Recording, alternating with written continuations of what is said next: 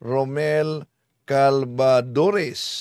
Ang tanong niya dito, Bro Windel, aslang ko, kapag ang isang parish priest, pagbawalan niya ang mga practicing Catholic parishioners sa paggamit ng holy and exercise oil, holy and exercise water, holy and exercise salt. Nagkasala ba ng sin of disobedience ang mga practicing Catholic parishioners na gumagamit pa rin ng holy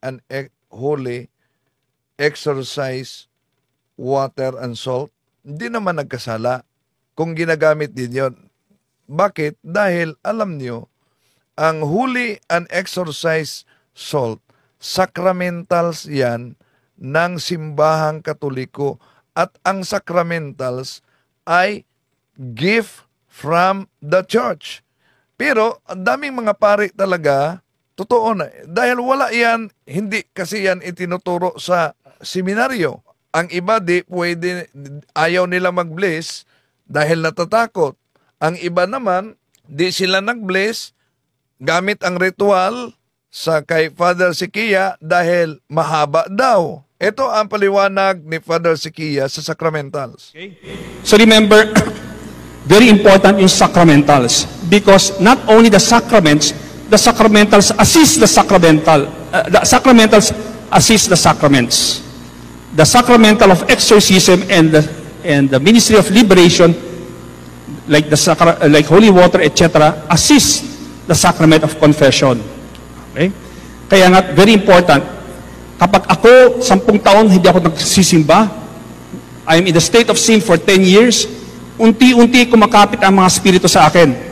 The longer I am not going to confession, the more and more spirits attached to my body, my emotions, my imagination, my lower faculties. Now, I go to confession, and also my soul belongs to the devil. Ayun, ako'y nagkumpisal. What will happen? The Lord forgives me. My soul is free. But hindi automatic nawawala ang mga spirito nakakapit sa katawan ko. That's why may mga tao, Father, gusto ko na magbagong buhay, ngunit napakaraming hadlang. Ngayon na gusto ko maging isang mabuting Katoliko. So many challenges, so many obstacles, because the spirits are still attached to the person. That's why that is where the sacramentals are very important. Don't underestimate being in the state of sin for a long time. That's why kaya nga kapag binibinyagan ang isang bata, di ba dapat kapag nabinyagan ang isang bata, dapat pure na. Bakit kailangan pa ng exorcism? Ang problema, may mga pare instead na dapat i-catechize nila, ayaw nila ng sacramentals dahil ang argumento nila parang ginawa ninyo. Napakinggan ninyo ba yun yung canon lawyer sa Cebu na pare, no? Parang ginawa ninyong anting-anting. Una, dapat sana i-catechize nila, turuan ang mga kapatid dati mga Katoliko. Kaya nga, karamihan sa ang problema din, kahit bawal ang paglapit sa mga albularyo, may mga pare at may obispo pa na magsabi, okay naman yung albularyo. Tingnan nyo, nakasulat sa Catechism of the Catholic Church 21:17. Even if the purpose is to restore the health of someone, is gravely contrary to the virtue of religion.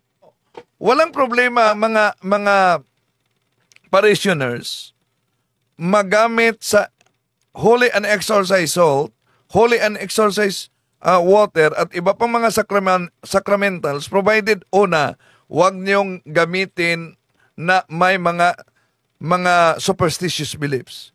Gamitin ninyo according to the intentions of the church. At habang ginagamit ninyo yan, dapat magiging epektibo lang yan sa buhay ng isang Katoliko sa kondisyon. Meron tayong proper faith, proper disposition of morality, and a state of grace.